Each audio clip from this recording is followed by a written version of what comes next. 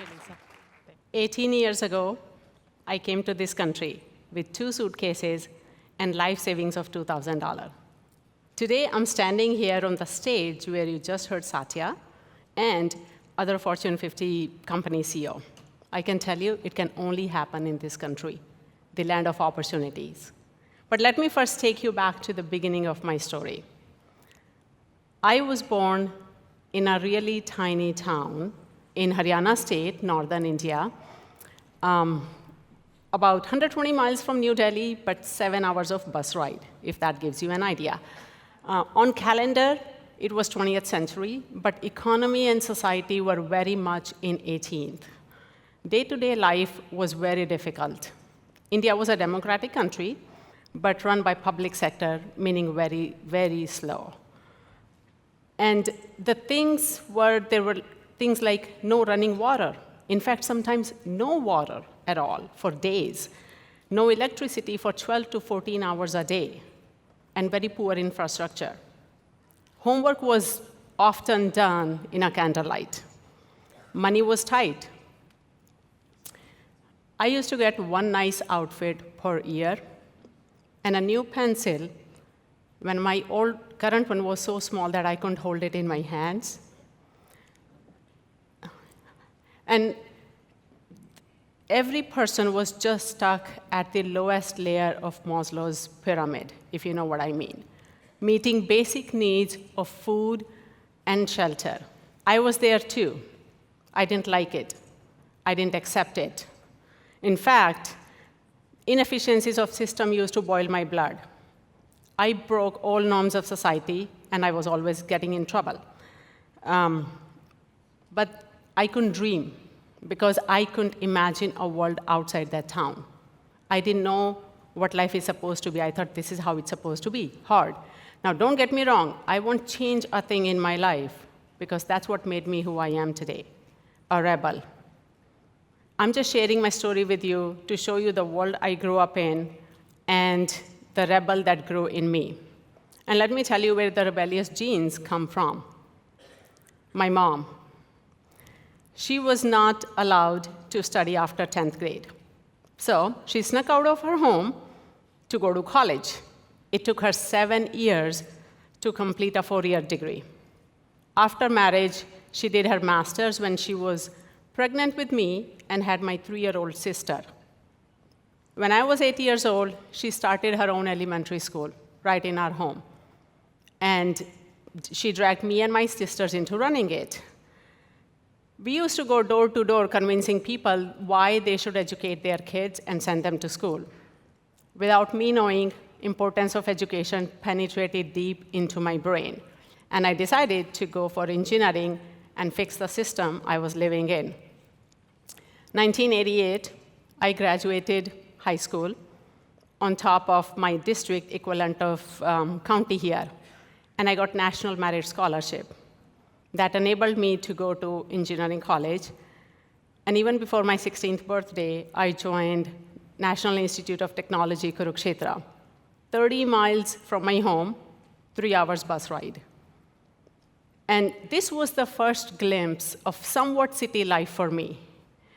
I was a geeky, nerdy, small-town girl with thick glasses who didn't speak a word of English, total misfit. But that college changed a caterpillar into a butterfly. I stayed there to do my master's in engineering. And after that, hunt for jobs started. That's a whole another story. I had to go to nearest nearby city, New Delhi, to look for a job. Now, that wasn't easy. I had to survive on $12 a month, roughly. I used to skip lunch and walk for miles, applying for jobs from building to building. Yes, there was a world before internet, if somebody is wondering. In 1995, after 6 months of struggle, I did find a job for $62 a month, and I was thrilled. Right then, India also started economic liberalization and opened its doors to the world for investment. Every big company came and set up the shop there. And it brought new opportunities for people like me. So 1996, I joined Indian subsidiary of Hughes Network Systems in New Delhi. Through that company, in 97, I came to US, Maryland for the first time on business visa. And that was love at first sight. Talk about expanding horizon, right? That'll be an understatement. Imagine how will you feel if you could go to Mars today for vacation. It was very similar feeling. Running water in the sink, that's really a thing. Multiple lane highways, double door refrigerators, oh my God. But more importantly, overall quality of life was so much better. I felt this is where I belong. Rebel in me thought, this is where I should have been born. There must have been a glitch in the simulation that put me in India. So I decided to move here permanently. 1999, 2 suitcases, $2,000, newly married, and a whole bunch of dreams in my eyes this time. I thought I could change the world, not just a system. And I knew it's going to be hard, but I knew if it can happen only in this country, the land of opportunities. Very soon we realized coming on H-1B visa on your own time is very different than coming on business visa through a company. And $2,000 don't go too far when you pay $50 a night for the hotel. I remember my husband and I used to walk to a nearby Chinese restaurant. And the owner, Maria, became a good friend of ours. And she offered to give us 1.5 servings that my husband and I shared. But I also remember, by the time I used to walk back to the hotel, we used to feel hungry again. Those were the days. 4 weeks later, I got my project in AT&T Wireless, and life started to normalize. As we moved into apartment, that Chinese restaurant owner, Maria, gifted us 4 chairs from her restaurant, our first furniture. I still have those.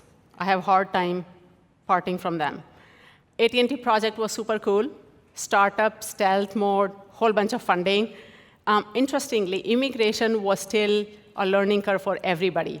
I remember one time I was talking to a coworker, and my team lead jumped into the conversation, and he said, if you are having problems with visa, go with American Express.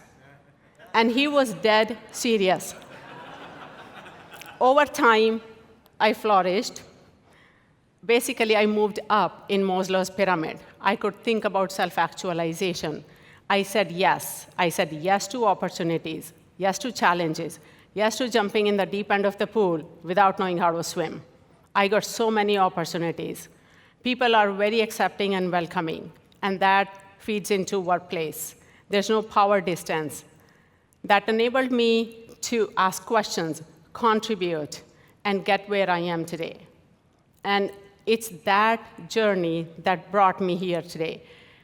And through my accomplishments, hopefully, I have contributed to the economy and bettered the world. Over time, I have filed 5 patents on user interface for pilots. A lot of those patents are still in use in airplanes and hopefully saving lives.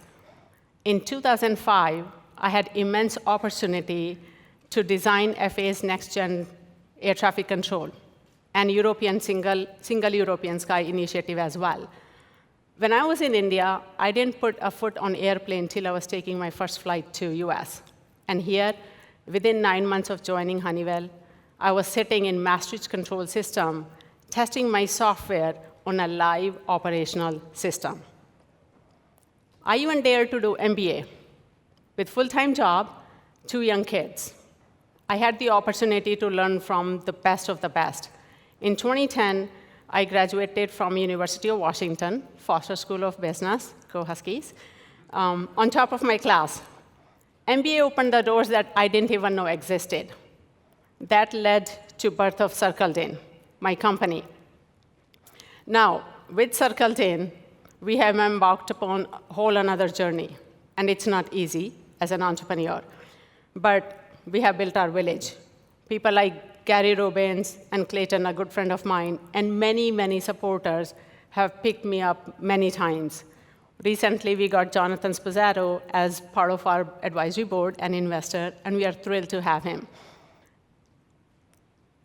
The thing is, nothing comes free in life. There's always a price. And the price I have paid for these opportunities, the biggest one is social bonding and support. I don't have family here. Friend circle is very limited. And it's hard to raise kids when grandparents are not part of their daily life. They don't have play dates with kids. I miss my mom, and I call her every 3 to 4 days for recipes sometimes.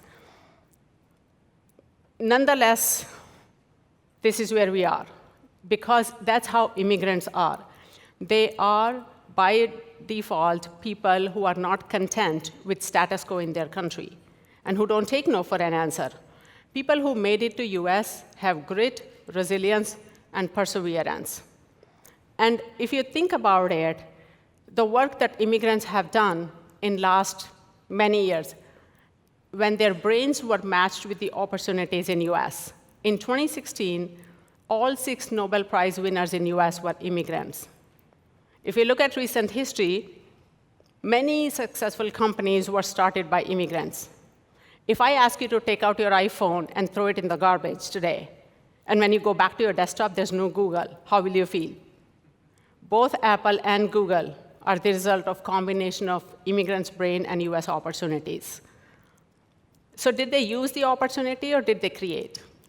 I say they used the opportunity, multiplied it by thousands, and created for others. That is how US becomes a land of opportunities. You subtract the work done by immigrants, it's a different country. Right now is an interesting inflection point. I see 2 big changes happening in the world. First one, the whole world is becoming one global market. I can tell you, my sisters buy more Estee Lauder products than I do. My cousins buy iPhones much faster than I do. Second change, the rest of the world is catching up in creating opportunities for their talent and try to keep them inside. On top of these changes, if we in the US close our doors on the rest of the world, guess what? We'll be eating our lunch alone, and we'll be the only one eating our lunch alone. Best brains will go somewhere else to create next Apple, next Google, even next Cirkled in. And the global markets may close their doors on us too. So, is that what we want to do? As far as I'm concerned, as an immigrant, I feel extremely privileged to have access to 2 extreme cultures. I grew up all over again in the United States. I started with 2 suitcases, today building a life with 2 kids and a company with 2 employees. Pretty darn good, right? And I still believe that I can change the world, and I will. In addition, I'm raising the next generation of rebels and change makers.